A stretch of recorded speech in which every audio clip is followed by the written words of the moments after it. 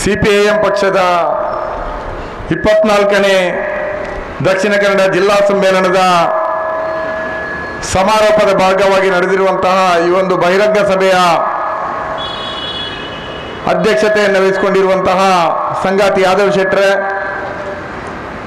ಪ್ರಧಾನ ಭಾಷಣಕಾರರಾಗಿ ಆಗಮಿಸಿರುವಂತಹ ಕೇರಳ ರಾಜ್ಯದ ಜನಪ್ರಿಯ ನಾಯಕರು, ಪ್ರಸಿದ್ಧ ವಾಗ್ಮಿಗಳು, ಮಾಜಿ ಶಾಸಕರು ಆದಂತಹ ಎಂ ಸ್ವರಾಜ್ರವರೇ, ವೇದಿಕೆಯಲ್ಲಿ ಇರುವಂತಹ ರಾಜ್ಯ ಕಾರ್ಯದರ್ಶಿ ಮಂಡಳಿ ಸದಸ್ಯರಂತ ಡಾಕ್ಟರ್ ಕೆ ಪ್ರಕಾಶ್ ರವರೇ, ವೇದಿಕೆಯಲ್ಲಿರುವಂತಹ ಜಿಲ್ಲಾ ಕಾರ್ಯದರ್ಶಿ ಮಂಡಳಿ ಸದಸ್ಯರೇ, ಜಿಲ್ಲಾ ಸಮಿತಿ ಸದಸ್ಯರೇ ಹಾಗೂ ಇಲ್ಲಿ ಸೇರಿರುವಂತಹ ಪಕ್ಷದ ಕಾರ್ಯಕರ್ತರೇ, ಸದಸ್ಯರೇ, ಬೆಂಬಲಿಗರೇ, ಮಂಗಳೂರಿನ ನಾಗರಿಕ ಬಂಧುಗಳೇ, ಸಿಪಿಐಎಂ ಪಕ್ಷದ ಸಮ್ಮೇಳನ 3 ದಿನಗಳ ಕಾಲ ಮಂಗಳೂರು ನಗರದಲ್ಲಿ ನಡೆದು ಈ ರ್ಯಾಲಿಯ ಮೂಲಕ, ಬಹಿರಂಗ ಸಭೆಯ ಮೂಲಕ ಸಮಾಪನಗೊಳ್ಳಲಿಕ್ಕಿದೆ. ಸಿಪಿಐಎಂ ಪಕ್ಷದಲ್ಲಿ ಸಮ್ಮೇಳನ ಅಂದರೆ ಅದೊಂದು ಕಾಟಾಚಾರಕ್ಕೆ ಸಮ್ಮೇಳನ ಅಂತ ಹೆಸರು ಕೊಟ್ಟು ಒಂದು ಅದ್ದೂರಿ ಕಾರ್ಯಕ್ರಮವನ್ನು ಮಾಡಿ ಕೇವಲ ಒಂದು ಶಕ್ತಿ ಪ್ರದರ್ಶನವನ್ನು ಮಾಡುವಂತಹ ಒಂದು ಕಾರ್ಯಕ್ರಮ ಅಲ್ಲ.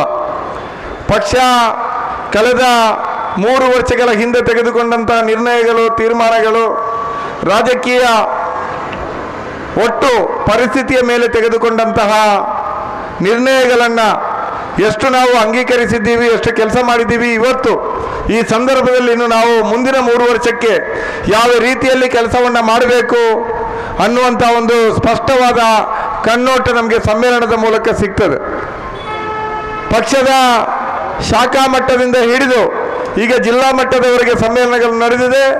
ಮುಂದಕ್ಕೆ ರಾಜ್ಯ ಸಮ್ಮೇಳನಗಳು ನಡೆದು ಏಪ್ರಿಲ್ನಲ್ಲಿ ಮಧುರೈ ನಗರದಲ್ಲಿ ಮಹಾ ಅಧಿವೇಶನದ ಮೂಲಕ ಮಾರ್ಕ್ಸ್ವಾದಿ ಕಮ್ಯುನಿಸ್ಟ್ ಪಕ್ಷ ಮುಂದಿನ 3 ವರ್ಷಗಳ ಕಾಲಕ್ಕೆ ತನ್ನ ಧೋರಣೆ ಮತ್ತು ರಾಜಕೀಯ ತಂತ್ರಗಾರಿಕೆಯನ್ನು ಅಂಗೀಕರಿಸ್ತದೆ.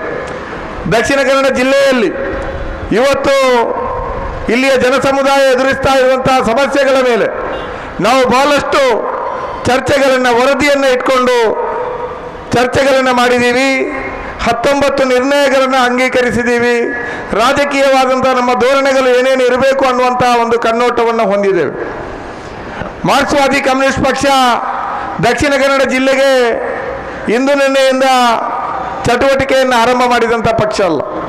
ಸ್ವಾತಂತ್ರ್ಯ ಪೂರ್ವದಲ್ಲಿ ಇಲ್ಲಿದ್ದಂತಹ ಗೇಣಿದಾರ ರೈತರು, ಶೇಂದಿ ಇಳಿಸುವವರು, ಮಗ್ಗದ ಕೈಗಾರಿಕೆಯಲ್ಲಿ ದುಡಿತಾ ಇರುವಂಥವರು, ಹೆಂಚು ಉದ್ಯಮದಲ್ಲಿದ್ದವರು, ಬೀಡಿ ಕಾರ್ಮಿಕರು, ಈ ರೀತಿ ದುಡಿಯುವ ವರ್ಗದ, ತಳವರ್ಗದ ಜನರನ್ನು ಸಂಘಟಿಸ್ತಾ ಒಂದು ಕಡೆ ಸ್ವಾತಂತ್ರ್ಯ ಹೋರಾಟದ ಭಾಗವಾಗಿ, ಇನ್ನೊಂದು ಕಡೆ ಈ ರೀತಿಯಾದಂತಹ ಶೋಷಣೆಯ ವಿರುದ್ಧ ದುಡಿಯುವ ಜನರಿಗೆ, ರೈತಾಪಿ ಗೇಣಿದಾರರಿಗೆ ಒಂದು ವಿಮೋಚನೆಯ ದಾರಿಯನ್ನು ತೋರಿಸಬೇಕು ಅನ್ನುವಂಥ ಇನ್ನೊಂದು, ಈ 2 ವಿಚಾರಗಳನ್ನು ಇಟ್ಕೊಂಡು ಒಂದು ಶತಮಾನದ ಹತ್ತಿರ ನಾವು ದಕ್ಷಿಣ ಕನ್ನಡ ಜಿಲ್ಲೆಯಲ್ಲಿ ಕೆಲಸವನ್ನು ಮಾಡಿದ್ದೀವಿ. ನಮ್ಮ ಹೋರಾಟದಿಂದಾಗಿ, ನಮ್ಮ ಈ ಚಳವಳಿಯಿಂದಾಗಿ ಇಲ್ಲಿ ಗೇಣಿದಾರರು ಜೀತದಾಳುಗಳಂತೆ ಬದುಕ್ತಾ ಇದ್ದಂಥ ಗೇಣಿದಾರ ರೈತರಿಗೆ ಭೂಮಿ ಸಿಕ್ಕಿದೆ. ಬೀಡಿ ಕಟ್ಟುವ ಅಕ್ಕಂದಿರಿಗೆ, ಹೆಂಚು ಮತ್ತು ನೇಯ್ಗೆಯಲ್ಲಿ ದುಡಿತಾ ಇದ್ದಂಥ ಕಾರ್ಮಿಕರಿಗೆ ಸೇರಿದಂತೆ ದುಡಿಯುವ ಜನರಿಗೆ ಅವರ ಹಕ್ಕುಗಳಿಗೆ ನಮಗೆ ತೆಗೆದುಕೊಟ್ಟಲಿಕ್ಕೆ ಸಾಧ್ಯ ಆಗಿದೆ. ಅದರ ಜೊತೆಯಲ್ಲಿ ಈ ನೆಲದಲ್ಲಿ ಆಧುನಿಕ ಈ ಕಾಲಘಟ್ಟದಲ್ಲಿ ಕಳೆದ 3 ದಶಕಗಳಲ್ಲಿ ಹೊಸ ಆರ್ಥಿಕ ನೀತಿಯ ತರುವಾಯ, ಒಂದು ಕಡೆ ಕೋಮುವಾದ, ಇನ್ನೊಂದು ಕಡೆ ಹೊಸ ಆರ್ಥಿಕ ನೀತಿಗಳು ಮಂಗಳೂರಿನ ಈ ತುಳುನಾಡಿನ ಮಣ್ಣಿನಲ್ಲಿ ಬಹಳ ದೊಡ್ಡ ರೀತಿಯಲ್ಲಿ ತಮ್ಮ ಚೈತ್ರ ಯಾತ್ರೆಯನ್ನು ಮುನ್ನಡೆಸ್ತಾ ಇರುವಂತಹ ಸಂದರ್ಭದಲ್ಲಿ ನಾವು ಇದಕ್ಕೆ ಎದುರಾಗಿ ಜನರ ಪರವಾಗಿ, ಜನಸಾಮಾನ್ಯರ ಪರವಾಗಿ, ದುಡಿಯುವ ಜನರ ಪರವಾಗಿ ಒಂದು ದಿಟ್ಟವಾದಂತಹ ಪ್ರತಿರೋಧವನ್ನು ಕಟ್ಟುವಂಥ ಪ್ರಯತ್ನದಲ್ಲಿ ಸತತವಾಗಿ ತೊಡಗಿಸ್ಕೊಂಡಿದ್ದೀವಿ. ಇದು ಅಂತ್ಯಂತ ಹೋರಾಟ ಅಲ್ಲ ಅನ್ನುವಂಥ ಅರಿವು ನಮಗೆ ಇದೆ. ಈ ನೆಲ ದಕ್ಷಿಣ ಕನ್ನಡ ಜಿಲ್ಲೆಯ ಅವಿಭಜಿತ ಈ ಕರಾವಳಿ ಜಿಲ್ಲೆಯ ಈ ನೆಲ ಇವತ್ತು ಒಂದು ಸಂದರ್ಭದ ತನ್ನ ಹೋರಾಟದ ಚಳವಳಿಯ ಕಾವನ್ನು ಮರೆತು ಮತೀಯವಾದಿ ಶಕ್ತಿಗಳಿಗೆ ಒಂದಿಷ್ಟು ಬಲಿಯಾಗಿದೆ. ಇದೇ ಒಂದು ಮತೀಯವಾದಿ ಉನ್ಮಾದದ ಮರೆಯಲ್ಲಿ ಈ ಜಿಲ್ಲೆಯ ಉದ್ದಗಲಕ್ಕೂ ಇವತ್ತು ಕಾರ್ಪೊರೇಟ್ ದಣಿಗಳು ತಮ್ಮ ಸಾಮ್ರಾಜ್ಯವನ್ನು ಎಗ್ಗಿಲ್ಲದೆ ಕಟ್ಟಿದ್ದಾರೆ. ಈ ರೀತಿಯಾದಂತಹ ಒಂದು ಜಂಟಿ ದಾಳಿಯನ್ನು ಎದುರಿಸಲಿಕ್ಕೆ ಜನಸಾಮಾನ್ಯರಿಗೆ ಇವತ್ತು ಮಾರ್ಕ್ಸ್ವಾದಿ ಕಮ್ಯುನಿಸ್ಟ್ ಪಕ್ಷ ಎತ್ತಿಕಟ್ಟಿರುವಂತಹ ಈ ಕೆಂಬಾವುಟ ಅಲ್ಲದೆ ಬೇರೆ ದಾರಿ ಇಲ್ಲ ಅನ್ನುವಂಥದ್ದನ್ನು ಕೂಡ ಮಾರ್ಕ್ಸ್ವಾದಿ ಕಮ್ಯುನಿಸ್ಟ್ ಪಕ್ಷ ಈ ಸಮ್ಮೇಳನದಲ್ಲಿ ಅಂದಾಜಿಸಿದೆ. ಬಂಧುಗಳೇ, ಇವತ್ತು ದಕ್ಷಿಣ ಕನ್ನಡ ಜಿಲ್ಲೆಯ ಮೂಲೆ ಮೂಲೆಗಳಲ್ಲಿರುವಂತಹದ್ದು ಒಂದೇ ಚರ್ಚೆ, ಧರ್ಮಗಳನ್ನ ಯಾವ ರೀತಿ ರಕ್ಷಿಸುವುದು ಅನ್ನುವಂಥದ್ದು. ಇವತ್ತು ಧರ್ಮದ ರಕ್ಷಣೆಯ ಒಂದು ಮುಖವಾಡದಲ್ಲಿ ಇವತ್ತು ಬಿಜೆಪಿ ಮತ್ತು ಸಂಘ ಪರಿವಾರ ತನ್ನ ಭದ್ರವಾದಂತಹ ಕೋಟೆಯನ್ನ ಈ ನೆಲದಲ್ಲಿ ಕಟ್ಟಿದ ತರುವಾಗಿ ಆಗಿರುವಂತಹ ಅನಾಹುತಗಳನ್ನ ನಾವು ಇವತ್ತು ಒಂದಿಷ್ಟು ವಿಶ್ಲೇಷಣೆ ಮಾಡಬೇಕಾಗ್ತದೆ. ನಮ್ಮ ಪಕ್ಷದ ಸಮ್ಮೇಳನದಲ್ಲಿ ನಾವು ಅದನ್ನು ವಿಶ್ಲೇಷಣೆ ಮಾಡಿದ್ದೀವಿ. ಇವತ್ತು ದಕ್ಷಿಣ ಕನ್ನಡ ಜಿಲ್ಲೆಯಲ್ಲಿ ಶಿಕ್ಷಣ ವ್ಯಾಪಾರೀಕರಣಗೊಂಡಿದೆ, ಆರೋಗ್ಯ ವ್ಯಾಪಾರೀಕರಣಗೊಂಡಿದೆ. ಇವತ್ತು real estate lobby Dakshina Kannada ಜಿಲ್ಲೆಯ ಇಂಚೆಂಚು ಭೂಮಿಯನ್ನ ಕಬಳಿಸ್ತಾ ಇದೆ.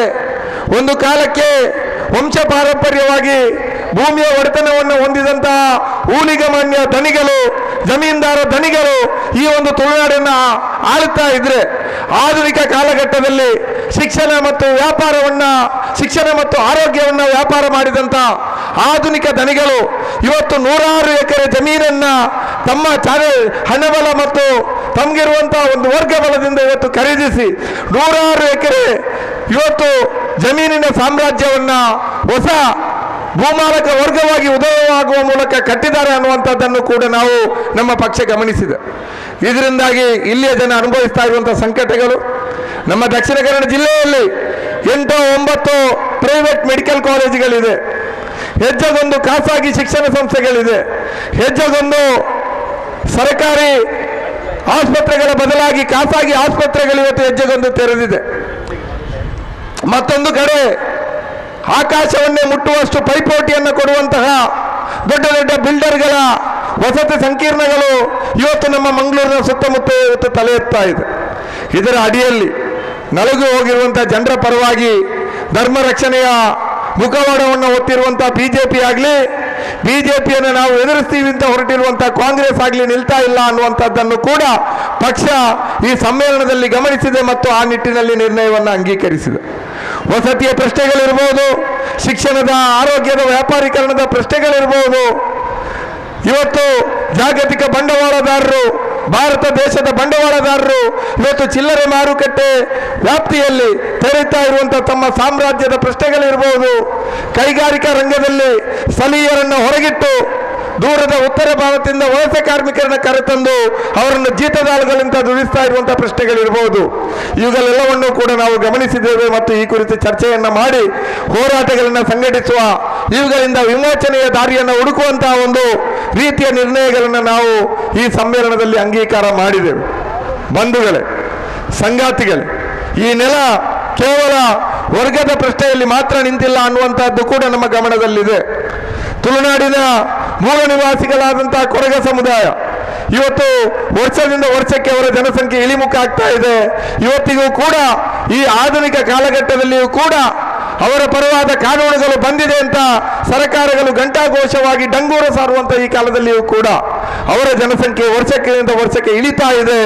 ಈ ರೀತಿಯ ತಳ ಸಮುದಾಯಗಳ ಪ್ರಶ್ನೆಯನ್ನು ಕೂಡ ನಾವು ಗಮನಿಸಿದ್ದೇವೆ, ಚರ್ಚೆಯನ್ನು ಮಾಡಿದ್ದೀವಿ, ವಿಮೋಚನೆಯ ದಾರಿಗೆ ಕುರಿತು ಅಂಗೀಕಾರವನ್ನು ಮಾಡಿದ್ದೀವಿ.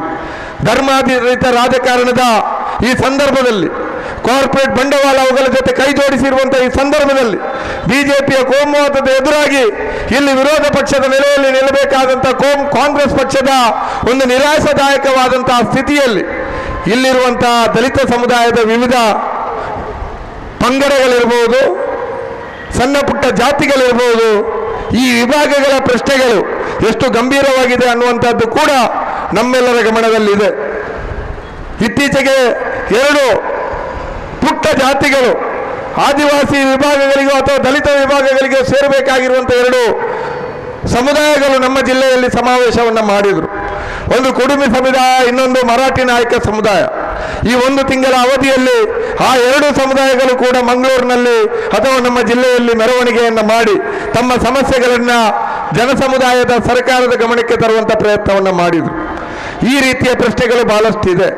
ಕಳೆದ 3 ದಶಕದಲ್ಲಿ ಇವರ ಪ್ರಶ್ನೆಗಳನ್ನು ಈ ಒಂದು ಕೋಮುವಾದ ಮತ್ತು ಹೊಸ ಆರ್ಥಿಕ ನೀತಿಯ ಉನ್ಮಾದದಲ್ಲಿ ಉಂಟಾಗಿರುವಂತಹ ಸಂಪತ್ತಿನ ಅಸಹ್ಯಕರ ಪ್ರದರ್ಶನದಲ್ಲಿ ನಾವು ಮರೆತು ಬಿಟ್ಟಿದ್ದೀವಿ. ಇವತ್ತು ಈ ದಕ್ಷಿಣ ಕನ್ನಡ ಜಿಲ್ಲೆಯಲ್ಲಿ 20-25ಕ್ಕೂ ಹೆಚ್ಚು ಸಣ್ಣ ಪುಟ್ಟ ಸಮುದಾಯಗಳು ಇವತ್ತು ರಾಜಕೀಯ ಧ್ವನಿ ಇಲ್ಲದೆ, ಸಾಮಾಜಿಕವಾದಂತಹ ಧ್ವನಿ ಇಲ್ಲದೆ, ಕೋಮುವಾದದ ಹುಸಿ ಭ್ರಮೆಯಲ್ಲಿ ಅದೇ ತಮ್ಮ ಭದ್ರತೆಯ ದಾರಿ ಅಂತ ಹೇಳಿ ದಿಕ್ಕು ತಪ್ಪಿ ಕಂಗಾಲಾಗಿರುವಂತಹ ಸ್ಥಿತಿಯಲ್ಲಿ ಆ ಸಮುದಾಯಗಳು ಕೂಡ ಒಂದು ವರ್ಗವಾಗಿ ದುಡಿಯುವ ವರ್ಗ ಅನ್ನುವಂಥ ಪ್ರಜ್ಞೆಯನ್ನು ಇಟ್ಕೊಂಡು ನಾವಿವತ್ತು ಅವರ ಮಧ್ಯೆ ಕೆಲಸ ಮಾಡಬೇಕಾಗಿದೆ. ಅವರು ಕೇವಲ ಒಂದು ಜಾತಿಗಳು ಮಾತ್ರ ಅಲ್ಲ, ಅವರೊಂದು ಧರ್ಮದ ಒಳಗಡೆ ಇರುವಂತಹ ವಿಭಾಗಗಳಷ್ಟೇ ಅಲ್ಲ, ಅವರು ದುಡಿಯುವ ಜನ. ಅವರ ವಿಮೋಚನೆಯ ಪ್ರಶ್ನೆಗಳು ಈ ಜಿಲ್ಲೆಯ ತಳ ಸಮುದಾಯಗಳ ವಿಮೋಚನೆಯ ಜೊತೆಯಲ್ಲಿ ಇಲ್ಲಿಯ ದುಡಿಯುವ ಜನರ ಪ್ರಶ್ನೆಗಳ ಜೊತೆ ಮಿಳಿತವಾಗಿದೆ ಅನ್ನುವಂಥದ್ದನ್ನು ಕೂಡ ನಮ್ಮ ಈ ಸಮ್ಮೇಳನದಲ್ಲಿ ನಾವು ಚರ್ಚೆಯನ್ನು ಮಾಡಿ ಆ ನಿಟ್ಟಿನಲ್ಲಿ ಒಂದು ಹೊಸ ದಿಕ್ಕನ್ನ ಈ ಒಂದು ಕರಾವಳಿಯಲ್ಲಿ ತೋರಿಸಬೇಕು, ಒಂದು ಹೊಸ ಚಳವಳಿಯ ಮಾರ್ಗವನ್ನು ನಾವು ತೋರಿಸಬೇಕು ಅನ್ನುವಂಥ ನಿಟ್ಟಿನಲ್ಲಿಯೂ ಕೂಡ ನಾವು ನಿರ್ಣಯಗಳನ್ನು ಅಂಗೀಕರಿಸಿದ್ವಿ. ಬಂಧುಗಳೇ, ಇವತ್ತು ರಾಜಕೀಯ ಪ್ರಶ್ನೆಗಳಿಗೆ ಬರುವುದಾದ್ರೆ ಮಾರ್ಕ್ಸ್ವಾದಿ ಕಮ್ಯುನಿಸ್ಟ್ ಪಕ್ಷಗಳನ್ನ ಅಥವಾ ಇಲ್ಲಿ ಎಡೆ ಚಳವಳಿಗಳನ್ನು ಕೇಳ್ತಾರೆ, ರಾಜಕೀಯವಾಗಿ ನಿಮ್ಮ ಅಸ್ತಿತ್ವ ಎಲ್ಲಿದೆ ಅಂತ. ಇವತ್ತು ನಾನು ಅವರಿಗೆ ಹೇಳಲಿಕ್ಕೆ ಬಯಸ್ತೇನೆ, ಬಹುಶಃ ದುಡ್ಡು ಖರ್ಚು ಮಾಡದೆ ನಾವಿವತ್ತೇನು ಜನ ಇಲ್ಲಿ ಬಂದು ಸೇರಿದೆವೋ ಸ್ವಂತ ದುಡ್ಡು ಖರ್ಚನ್ನು ಮಾಡಿಕೊಂಡು ಅದರ 10% ಜನರನ್ನು ಕೂಡ ದುಡ್ಡು ಖರ್ಚು ಮಾಡದೆ ಸೇರಿಸಲಿಕ್ಕೆ ಬಿಜೆಪಿ ಕಾಂಗ್ರೆಸ್ ಸೇರಿದಂತೆ ಯಾರಿಂದಲೂ ಸಾಧ್ಯ ಇಲ್ಲ ಅನ್ನುವಂಥ ಮಾತನ್ನು ಹೇಳ್ತೀನಿ. ಈ ರೀತಿ ನಮಗೆ ಯಾಕೆ ನಮ್ಮ ಜೊತೆ ಇಷ್ಟು ದೊಡ್ಡ ಸಮುದಾಯ ಇವತ್ತು ಮಂಗಳೂರಿನಲ್ಲಿ ಬಂತು ಅಂತ ಕೇಳಿದ್ರೆ ನಾವು ಆ ಜನ ವಿಭಾಗದ ಜೊತೆ ಬದ್ಧತೆಯಿಂದ ಕೆಲಸ ಮಾಡ್ತಾ ಇದ್ದೀವಿ. ಆದಿವಾಸಿ ಮಲೆಕೊಡಿಯರ ಪ್ರಶ್ನೆಯಲ್ಲಿರ್ಬೋದು, ಕೊರಗ ಬಂಧುಗಳ ಪ್ರಶ್ನೆಯಲ್ಲಿರ್ಬೋದು, ಮುಸ್ಲಿಂ ಅಲ್ಪಸಂಖ್ಯಾತರ ಪ್ರಶ್ನೆಯಲ್ಲಿರ್ಬೋದು, ಕ್ರೈಸ್ತ ಅಲ್ಪಸಂಖ್ಯಾತರ ಪ್ರಶ್ನೆಗಳಿರ್ಬೋದು, ಬೀಡಿ ಕಟ್ಟುವ ಅಮ್ಮಂದಿರ ಪ್ರಶ್ನೆಗಳಲ್ಲಿರ್ಬೋದು, ಕಟ್ಟಡ ನಿರ್ಮಾಣದಲ್ಲಿ ದುಡಿತಾ ಇರುವಂತಹ ಕಾರ್ಮಿಕ ಬಂಧುಗಳ ಪ್ರಶ್ನೆಯಲ್ಲಿರ್ಬೋದು, ವಲಸೆ ಕಾರ್ಮಿಕರನ್ನ ಜೀತ ಮಾಡುವಂತಹ ಪ್ರಶ್ನೆಯಲ್ಲಿರ್ಬೋದು, ಅಥವಾ ಶಿಕ್ಷಣದ ವ್ಯಾಪಾರೀಕರಣ, ಆರೋಗ್ಯದ ವ್ಯಾಪಾರೀಕರಣದ ಪ್ರಶ್ನೆಯಲ್ಲಿರಬಹುದು, ಸ್ಥಳೀಯ ಯುವ ಜನರಿಗೆ ಉದ್ಯೋಗವನ್ನು ಒದಗಿಸಿಕೊಡುವಂತಹ ಪ್ರಶ್ನೆಯಲ್ಲಿರಬಹುದು, ಮಾರ್ಕ್ಸ್ವಾದಿ ಕಮ್ಯುನಿಸ್ಟ್ ಪಕ್ಷ ಹೊರತುಪಡಿಸಿ ಇನ್ಯಾವುದಾದ್ರೂ ಪ್ರಧಾನ ರಾಜಕೀಯ ಪಕ್ಷಗಳು ಧ್ವನಿ ಎತ್ತಿದ್ರೆ ಬನ್ನಿ ನೀವು ಎದುರು ನಿಂತು ಈ ಸವಾಲನ್ನು ಸ್ವೀಕರಿಸಿ ಅನ್ನುವಂಥ ಮಾತನ್ನು ನಾನು ಹೇಳಲಿಕ್ಕೆ ಬಯಸ್ತೇನೆ. ನಮ್ಮ ಎದುರುಗಡೆ ಸವಾಲು ದೊಡ್ಡದಿದೆ. ಇವತ್ತು ನಮಗೆ ಬಹಳ ಖೇದ ಇದೆ. ಕಳೆದ 2 ಚುನಾವಣೆಯಲ್ಲಿ ಬಿಜೆಪಿಯನ್ನು ಸೋಲಿಸಬೇಕು, ಕೋಮುವಾದಿಗಳ ಕಟ್ಟಿರುವಂತಹ ಈ ಭ್ರಮಾತ್ಮಕ ಕೋಟೆಯನ್ನು ಒಡೆಯಬೇಕು ಅನ್ನುವಂಥ ನಿಟ್ಟಿನಲ್ಲಿ ನಾವು ಚುನಾವಣೆಯ ಸ್ಪರ್ಧೆಯನ್ನು ಬಿಟ್ಟುಕೊಟ್ಟು ಬಿಜೆಪಿಯ ಎದುರಾಗಿ ಕಾಂಗ್ರೆಸ್ಗೆ ಬೆಂಬಲವನ್ನು ಕೊಟ್ವಿ. ಆದರೆ ಇವತ್ತು ರಾಜ್ಯದಲ್ಲಿ ಸರ್ಕಾರ ನಡೆಸ್ತಾ ಇದ್ರೂ ಕೂಡ ದಕ್ಷಿಣ ಕನ್ನಡ ಜಿಲ್ಲೆಯಲ್ಲಿ ಕಾಂಗ್ರೆಸ್ ಪಕ್ಷ ಇವತ್ತು ಶಸ್ತ್ರತ್ಯಾಗವನ್ನು ಮಾಡಿದೆ. ಬಿಜೆಪಿ ಎದುರಾಗಿ ಹೋರಾಟ ಮಾಡಲಿಕ್ಕೆ ತಾನು ಸಿದ್ಧ ಇಲ್ಲ ಅನ್ನುವಂಥ ಸಂದೇಶವನ್ನು ಕೊಡ್ತಾ ಇದೆ. ಶಿಕ್ಷಣದ ವ್ಯಾಪಾರೀಕರಣ, ಆರೋಗ್ಯದ ವ್ಯಾಪಾರೀಕರಣ, ಅಲ್ಪಸಂಖ್ಯಾತ ದಲಿತ ದಮನಿತರ ಮೇಲಿನ ದಾಳಿ ದಬ್ಬಾಳಿಕೆಗಳ ಸಂದರ್ಭದಲ್ಲಿ ಇವತ್ತು ಕಾಂಗ್ರೆಸ್ ಪಕ್ಷ ದಕ್ಷಿಣ ಕನ್ನಡ ಜಿಲ್ಲೆಯಲ್ಲಿ ಮೌನ ಆಗಿದೆ. ದುಡಿಯುವ ಜನರ ಪ್ರಶ್ನೆಯಲ್ಲಿ ಮೌನ ಆಗಿದೆ, ಸೌಹಾರ್ದತೆಯ ಪ್ರಶ್ನೆಯಲ್ಲಿ ಮೌನ ಆಗಿದೆ. ಬಿಜೆಪಿ ಆಡಿದ್ದೇ ಆಟ, ನಡೆದದ್ದೇ ದಾರಿ ಅನ್ನುವ ರೀತಿಯ ವಾತಾವರಣಕ್ಕೆ ಇವತ್ತು ಕಾಂಗ್ರೆಸ್ ಪಕ್ಷ ಈ ನೆಲವನ್ನು ಬಿಟ್ಟುಕೊಟ್ಟಿರುವಂತಹ ಸಂದರ್ಭದಲ್ಲಿ ಇಲ್ಲಿಯ ದುಡಿಯುವ ಜನರ ಪರವಾಗಿ, ಅಲ್ಪಸಂಖ್ಯಾತ ಸಮುದಾಯಗಳ ಪರವಾಗಿ, ಧ್ವನಿ ಇಲ್ಲದವರ ಪರವಾಗಿ ಧ್ವನಿಯನ್ನು ಎಬ್ಬಿಸಲಿಕ್ಕೆ ನಾವು ಏಕಾಂಗಿಯಾಗಿ ಆದರೂ ಸರಿ ಎದ್ದು ನಿಲ್ತೀವಿ ಅನ್ನುವಂತಹ ಒಂದು ಸಂದೇಶವನ್ನ ಈ ಸಮ್ಮೇಳನದ ಮೂಲಕ ನಾವು ಕೊಡ್ಲಿಕ್ಕೆ ಬಯಸ್ತೀವಿ.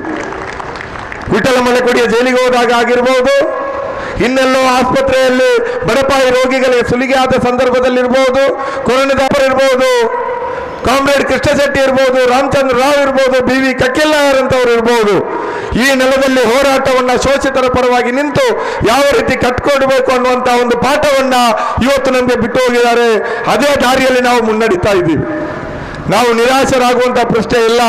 ಹತ್ತಿರದ ಶ್ರೀಲಂಕಾದಲ್ಲಿ ಕೇವಲ 3 ಜನ ಇದ್ದಂತಹ ಪಾರ್ಲಿಮೆಂಟ್ ಸದಸ್ಯರು ಎಡಪಕ್ಷಗಳದ್ದು ಇವತ್ತು 250ರಲ್ಲಿ 165 ಒಂದೇ ಚುನಾವಣೆಯಲ್ಲಿ ತಲುಪಿದೆ ಅಂದ್ರೆ ಇವತ್ತು ಜನ ಬದಲಾವಣೆಯನ್ನು ಬಯಸ್ತಾ ಇದ್ದಾರೆ. ಮಾರ್ಕ್ಸ್ವಾದಿ ಕಮ್ಯುನಿಸ್ಟ್ ಪಕ್ಷ ಮಂಗಳೂರಿನಲ್ಲಿಯೂ ಕೂಡ, ದಕ್ಷಿಣ ಕನ್ನಡ ಜಿಲ್ಲೆಯಲ್ಲಿಯೂ ಕೂಡ ಈ ಬದಲಾವಣೆಯ ನೇತೃತ್ವವನ್ನು ವಹಿಸುತ್ತದೆ. ಕಟ್ಟ ಕಡೆಯ ದಮನಿತನಿಗೂ ಕೂಡ ಇವತ್ತು ನಾವು ಕುದ್ಮಲ್ ರಂಗರಾಯರ ಸ್ಮರಣಾರ್ಥವಾಗಿರುವಂತಹ ಈ ಟೌನ್ ಹಾಲ್ ಆವರಣದಲ್ಲಿ ನಿಂತಿದ್ದೀವಿ. ಇಲ್ಲಿಯ ದಟ್ಟ ದರಿದ್ರರು, ಇಲ್ಲಿಯ ಕೊರಗ ಸಮುದಾಯದ ಬಂಧುಗಳು, ಇಲ್ಲಿಯ ಅಸ್ಪೃಶ್ಯ ಸಮುದಾಯವಾದಂತಹ ದಲಿತ ಸಮುದಾಯದ ಬಂಧುಗಳು ಕಾರಲ್ಲಿ ಓಡಾಡಬೇಕು. ಅವರ ಕಾರಿನ ಚಕ್ರಕ್ಕೆ ಸಿಲುಕಿದಂತಹ ಧೂಳು ಅದು ನನ್ನ ತಲೆಯ ಮೇಲೆ ಆ ಧೂಳು ಬಂದು ಕೂಡಬೇಕು. ಆವಾಗ ನನಗೆ ಸಮಾಧಾನ ಅಂತ ಹೇಳಿದ ಮಹಾನ್ ವ್ಯಕ್ತಿತ್ವ ಕುದ್ಮಲ್ ರಂಗರಾಯರಿಂದ ಪ್ರೇರಣೆಯನ್ನು ನಾವು ಪಡೆದಿದ್ದೀವಿ. ಸಮಾನತೆ ಹರಿಕಾರರಾದಂತಹ ನಾರಾಯಣ ಗುರುಗಳಿಂದ ನಾವು ಪ್ರೇರಣೆಯನ್ನು ಪಡೆದಿದ್ದೀವಿ. ಈ ನೆಲದಲ್ಲಿ ಭೂ ಹೋರಾಟವನ್ನ, ಆತ್ಮಗೌರವದ ಹೋರಾಟವನ್ನ ತುಳುಮಣ್ಣಿನಲ್ಲಿ ಆರಂಭಿಸಿದಂತಹ ಅಥವಾ ಆ ಸಂದರ್ಭದಲ್ಲಿ ಕಟ್ಟಿದಂತಹ ಸಹೋದರರಾದಂತಹ ಕೋಟಿ ಚೆನ್ನಯ್ಯರಿಂದ ನಾವು ಪ್ರೇರಣೆಯನ್ನು ಪಡೆದಿದ್ದೀವಿ. ಈ ರೀತಿಯಾದಂತಹ ಒಂದು ಚಳುವಳಿಯ ದೊಡ್ಡ ಪರಂಪರೆ ಸ್ವಾತಂತ್ರ್ಯೋತ್ಸವದ ಆ ಕಾಲಘಟ್ಟದಲ್ಲಿ ಇಲ್ಲಿ ನಡೆದಂಥ ಎಡ ಚಳುವಳಿಗಳ ಕ್ರಾಂತಿಕಾರಿ ಸಂಘರ್ಷದ ಮುಂದುವರಿದ ಭಾಗವಾಗಿರುವಂಥ ನಾವು ಇವತ್ತಿನ ಈ ಸವಾಲನ್ನು ಖಂಡಿತವಾಗಿಯೂ ಕೂಡ ಕೈಗೆತ್ಕೊಳ್ತೀವಿ. ಒಂದು ಕಡೆ ಇಲ್ಲಿ ಆಳುವ ವರ್ಗದ ಧನಿಗಳ ಪರವಾಗಿ, ಎಲ್ಲ ರೀತಿಯ ವ್ಯಾಪಾರಿಗಳ ಪರವಾಗಿ, ಇಲ್ಲಿಯ ಮುಖ್ಯವಾಹಿನಿಯ ರಾಜಕಾರಣ ಇವತ್ತು ಒಂದಾಗಿ ನಿಂತಿರುವ ಸಂದರ್ಭದಲ್ಲಿ ಎಲ್ಲ ಜನರ ಪರವಾದಂಥ ರಾಜಕಾರಣ ಇವತ್ತು ಜೀವಂತ ಇದೆ. ಇಲ್ಲಿಯ ಸಣ್ಣ ಪುಟ್ಟ ಸಮುದಾಯಗಳು, ದುಡಿಯುವ ವರ್ಗಗಳು, ಇವತ್ತು ನಿರುದ್ಯೋಗದ ಒಂದು ಕೋಟೆಯಲ್ಲಿ ಸಿಲುಕಿರುವಂಥ ಯುವಜನರು, ಇವರೆಲ್ಲರನ್ನೆಲ್ಲ ಸೇರಿಸಿಕೊಂಡು ಈ ತುಳುನಾಡಿನಲ್ಲಿ, ಈ ದಕ್ಷಿಣ ಕನ್ನಡ ಜಿಲ್ಲೆಯಲ್ಲಿ ವಿಮೋಚನೆಯ ಹೋರಾಟವನ್ನ, ರಾಜಕೀಯ ಬಿಡುಗಡೆಯ ಹೋರಾಟವನ್ನ ಮಾರ್ಕ್ಸ್ವಾದಿ ಕಮ್ಯುನಿಸ್ಟ್ ಪಕ್ಷ ಇನ್ನು ಮುಂದಿನ 3 ವರ್ಷಗಳಲ್ಲಿ ಕಟ್ಟಿ ಬೆಳೆಸ್ತದೆ. ಆ ನಿಟ್ಟಿನಲ್ಲಿ ಈ ಸಮ್ಮೇಳನ ಸರಿಯಾದಂತಹ ಒಂದು ದಿಕ್ಕು ದೆಸೆಯನ್ನು ಗುರುತಿಸಿದೆ ಅನ್ನುವ ಮಾತನ್ನ ಹೇಳುತ್ತಾ, ಈ ಒಂದು ಸಮ್ಮೇಳನದ ಈ ಬೃಹತ್ ರ್ಯಾಲಿಗೆ ಆಗಮಿಸಿದ ನಿಮ್ಗೆಲ್ಲರಿಗೂ ಕೂಡ ವಂದಿಸ್ತಾ ಸ್ವಾಗತಿಸ್ತಾ ನನ್ನ ಈ ಪ್ರಾಸ್ತಾವಿಕ ಮಾತುಗಳನ್ನು ಕೊನೆಗಿರಿಸ್ತೀನಿ. ಇನ್ಕಲಾಬ್ ಜಿಂದಾಬಾದ್, ಲಾಲ್ ಸಲಾಂ, ಸಿಪಿಐ.